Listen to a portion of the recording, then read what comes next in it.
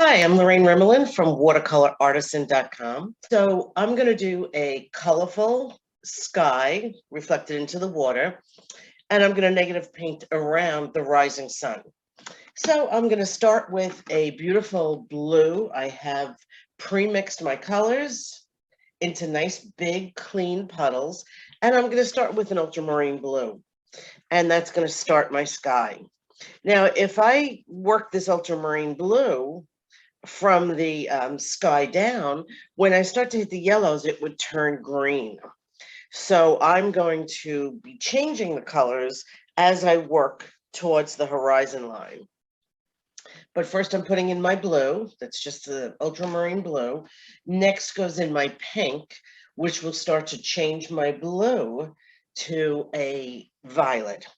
So I'm adding this little opera pink, give the sky a little more color, and a little bit on the bottom also. I'm working the reflection right now while I'm working the rest of the painting. So now I already know that I'm not going to bump into that blue when I add my yellows. Next, I'm going to add some transparent Pyrrol orange, another bright color that I love using in my skies, and I'm putting that right over some of the pinks. And again, a little bit to that bottom. I'm going to clean up my edges. I don't want to flow back into my painting. I don't want this excess paint and water running back into my painting. I only want to put on the paper what I want to put on the paper, not what decides to flow back onto the paper. And the last color now I'm going to use is a quinacridone gold. And here I will take my time and I will paint, negative paint around that sun. I have previously wet the paper, so that does help me as I'm placing this down, because this paint already wants to just be attracted to the wet paper. So that makes it a lot easier than trying to work dry around this. And I'm going to pull that out, and I'm going to bring that across and a little bit down.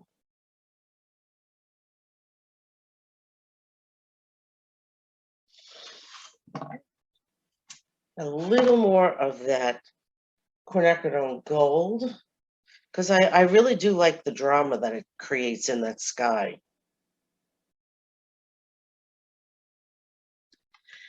And then the last thing I can do, and I'm just cleaning my brush so that my brush is clean, and I want to bring a little bit of this over my sun, as if the clouds were blocking it just a tiny bit. So I'm just going to come straight through with a little bit of water. Now, I like the way paint forms blossoms and blooms. So while this is wet, I'm going to go back in and start playing with it, because I want to create some interesting marks on my paper. I do want to create some of those blooms that are going to run and bubble up.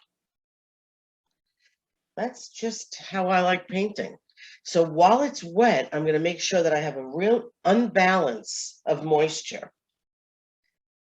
And hopefully, because it'll be unbalanced and the paint's going to run and hit dry areas, hopefully then I'm going to get some really nice blooms and blossoms as this runs across my paper.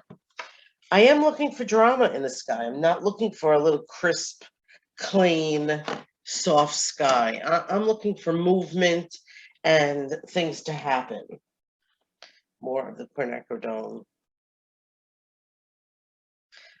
gold, run it right through here and through there. Now let's let this paint run, clean up a little bit.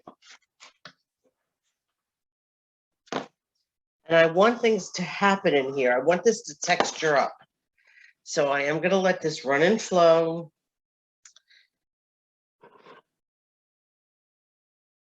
Something really sweet about watching that paint flow.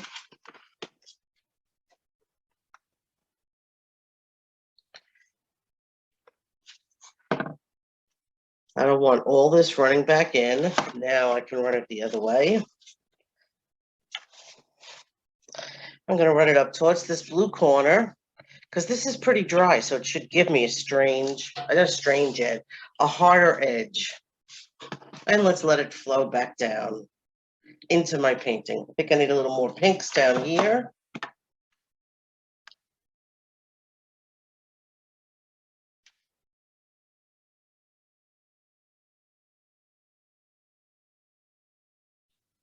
Let's give it a little more pink in here.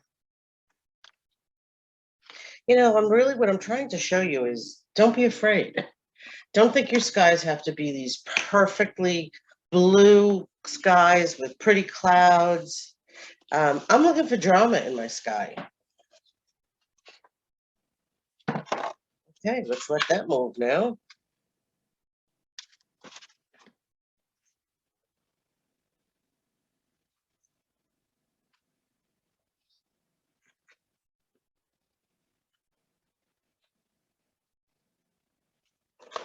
I have all these beautiful colors on my palette. I enjoy using them. And here you can see now the nice drama in the sky. I want to add a little bit more blue. I want to darken this area up here.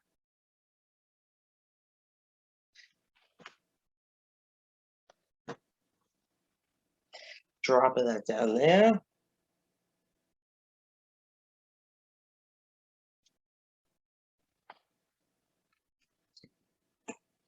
I like a little bit of dark coming down and coming up.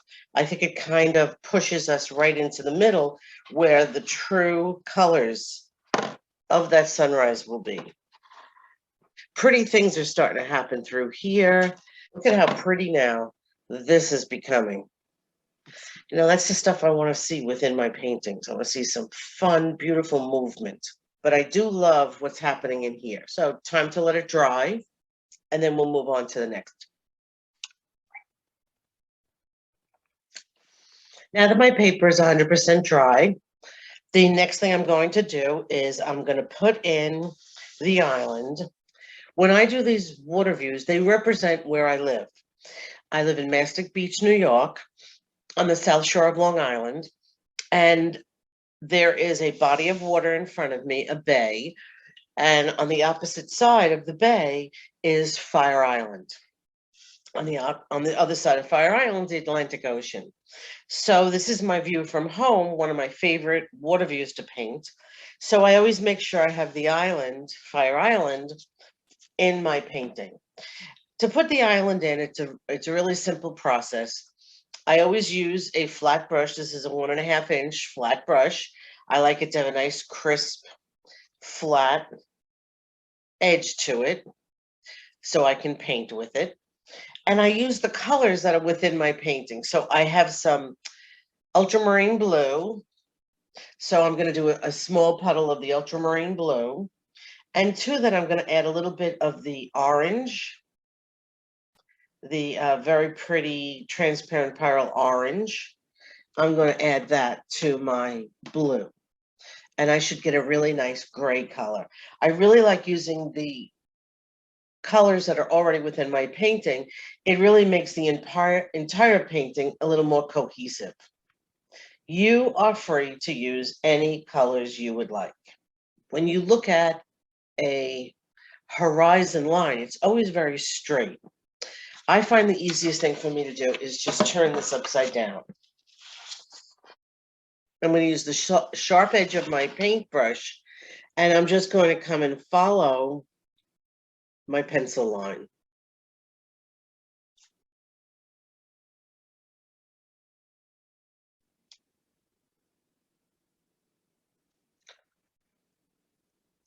And I'm going to follow that with a clean brush of water, just water, to soften this outside edge.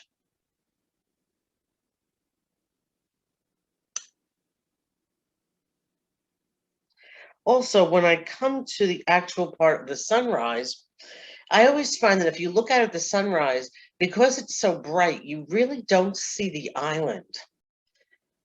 You don't see that mass of land because as it breaks through that surface, it's really, really very glaring.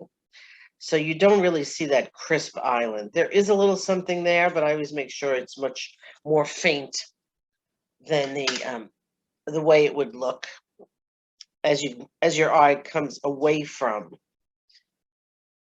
the sun. Again, just some clean water, soften that edge there.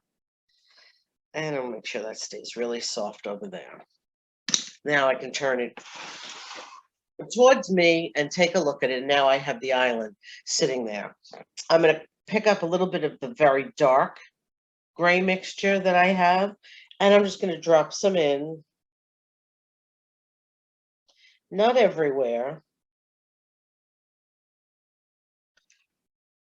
but it definitely gives that island, makes it more distinct, gives it more drama.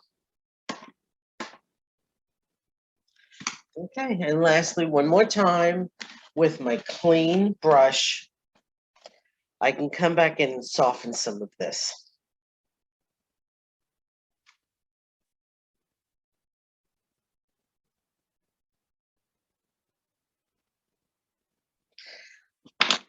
Next, I'm picking up my rigger brush. And now I can add a little more variation into here. I'm going to just pick up a little bit of the Ultramarine Blue. Everything is very gray through here. And I'm just going to drop in a little bit of the Ultramarine Blue. I find this just gives it a little more variety.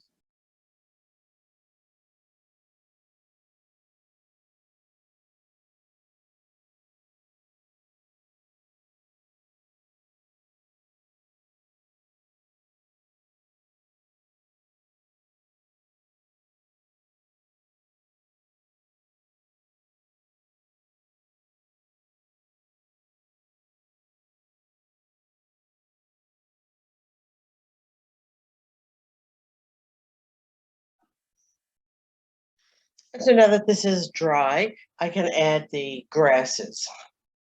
So I'm going to use a long striper brush, and it's a brush that has very long hairs on it. These are probably about 2.5 inches long. I'm going to dip it into my puddle. The only thing I have to really watch with using this brush is when I pick it up to be very careful, because the end could possibly drip, and I don't want that to drip on my painting. I'm going to start actually off the paper, not trying to start at the edge of the paper, off the paper.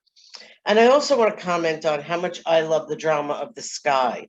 I love this line through here, this harder edge, in with all this softness. I like that variety of edges through there.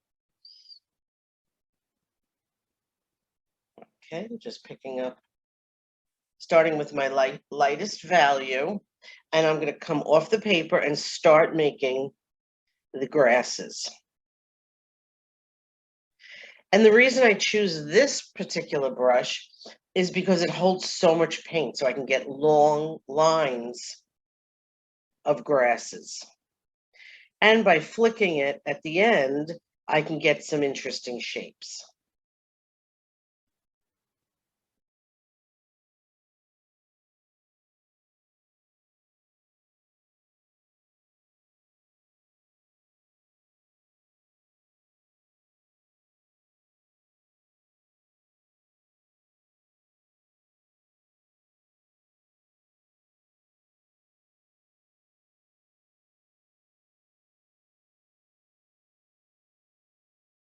And I like to leave a little bit of an opening for the light to come through, almost like a path into the painting. Going back to my Ultramarine Blue, because I want the grasses to change colors. I want them to have color. So now I'm working with more of a gray with an Ultramarine Blue.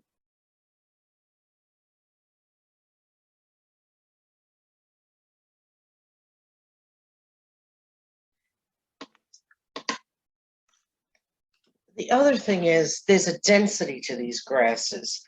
You can't see completely through all of them. So this is just a clean brush with some water, and I'm just coming through and I'm wetting a little bit of the areas so that it starts to give me the illusion of of more of a veil of grasses. I do want to leave some. I love to see that color of the water come through in between the grasses. I'm not looking to get rid of all of that. I like the way the yellows pop through and the pinks come through.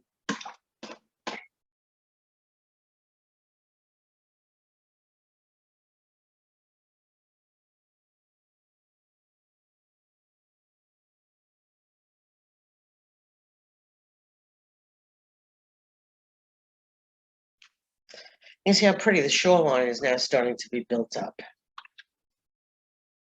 That's really a pretty earth tone that I'm starting to build up through here.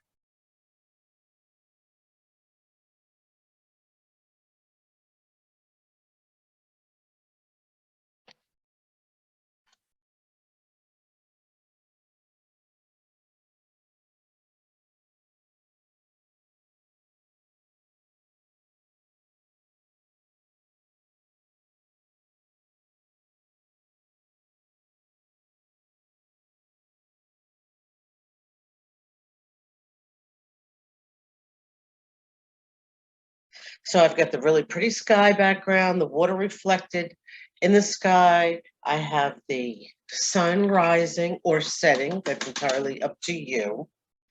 And the last thing I have to do is I need to top off some of these grasses with a couple little feathery plumes. I do not have to do every single one, but I need to top off some of them. So again, I'm starting with my lightest value, and I'm going to go and look for some of the lightest little edges through here. And I'm just going to add a few little, just a couple little tiny plumes to top off the grasses. I don't have to do too much.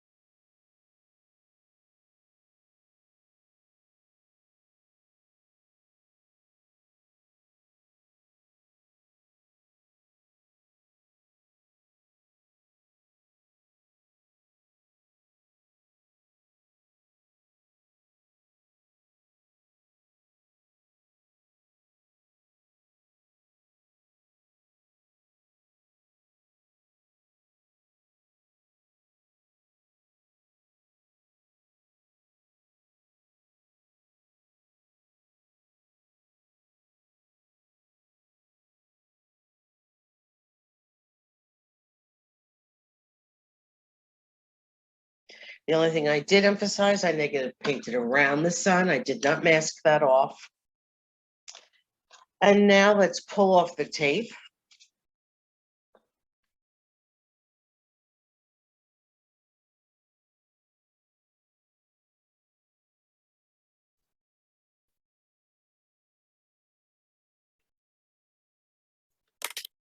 So beautiful drama sky, lots of color, some pretty beach grasses. I hope you enjoyed this, and I will see you in my next video. Happy painting.